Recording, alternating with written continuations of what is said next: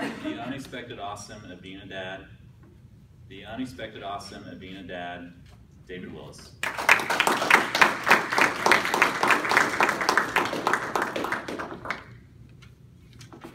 I remember the look of shock and horror on my mother's face. She looked at me concerned. Son, are you trying to tell me something? Whoa, Mom. I didn't say I want it now. I said one day I want to be a dad. I'm only 15. I don't want to do that right now. I just knew one day that being a dad was a goal that I had, something that I was going to love. And this little baby, I remember when the doctor handed him through the door, and I took him in my arms, and slowly he's gotten bigger and bigger, and now I get to carry this big boy on the back row to bed almost every night, and it's one of the greatest joys of my life. But there are some things that I've discovered about being a dad that I never would have expected. The very first thing that I never would have expected is I have a mini-me. Now, what do I mean by this? Anybody who's been around me for any amount of time realizes that I'm kind of a weird guy. Yes, I admit it. And from time to time, different kind of voices, different things come out of me, and I have a whole lot of fun, and it's great. And even every once in a while, I sound like some characters from TV, and it's a fantastic time. Bobby, what is wrong with you tonight? I don't know why it comes out. Yes, I embarrass my wife, and I apologize profusely all the time. But my son has started to mimic me. And you know, the really funny thing is, he does a very passable Grover. You know, Grover, Sesame Street. Everybody's staring at me blankly. That's not a good thing. You know, the really funny thing is when you switch over to Elmo, people look at you. Yeah, you're doing the same thing to me too. But he's mimicked me over time, and I love it because I've gotten to learn all these funny things, do all these funny voices, and really get to spend time with my son in ways that I never would have expected. But the one voice that he picked up that I really didn't expect him to is the one from The Lord of the Rings. You've seen this movie, haven't you? Oh, no. The little creature who gets the ring, and he walks up behind his mother and says, "Mama, my present." My wife does not like this. She's smiling at me now. Yeah, that's a bad thing. But I love it. I love it that he wants to be like me, even in the silly ways. Another thing I never would have expected about being a dad is I really don't get grossed out by much anymore. How many parents do I have in the room by the showing of hands? Parents know that kids are beautiful, and sometimes they're not very beautiful. Point in case, I've got this little beautiful baby boy. He's probably 6 months old.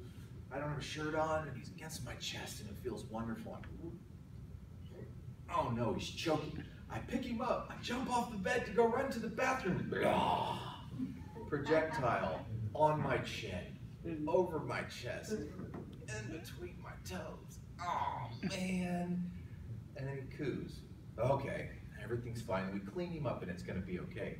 Well, then he's 18 months old, and he's in this little dragon sweatsuit. You know, parents dress their kids up in these kind of things, and they look cute and they look cool, and he's in this dragon sweatsuit. It's green, it's got the little dragon fin that we put up over his head. It's great. And we put him down in his bed for about 25 or 30 minutes so he can take a nap, play, do whatever he's gonna do. We go off and do what we want to, and then we creep back into his room to come find him and go, oh my goodness. He's taken all the contents of his diaper and has smeared them all over the walls, and all over the bed, and all over the end of his pacifier. Oh, man. So you come up to the bed, and you love him, and you want to take care of him, and how do I grab a hold of this kid with that? Oh, man, gross. Then he spits his pacifier out and he goes, oh, you cute, stinky little thing, you. It's amazing. I don't get grossed out like I used to, and it's okay, and I'm all right with it. And the other thing that maybe I expected about being a parent is getting to play video games all over again.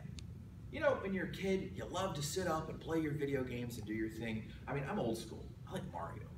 But you know what my son likes to play? He likes to play Mario. But he likes to play Mario Kart. all right, you're 7 years old. You don't know how to drive. I can beat you at this game. So we get to play in Mario Kart, and I want to like elbow him because he's like way up ahead of me, and it's like we're trying to run into each other. And he beats me nearly every time now. I'm like, I'm 37 years old. I know how to drive. You're not supposed to be able to beat me at this stuff. And which he goes, ha, I won. Great. But it's the idea that we get to share life together and we get to do these things. And I get to do these funny voices for him. And yes, sometimes I have to clean up after him. And we get to play together and we get to have this awesome time.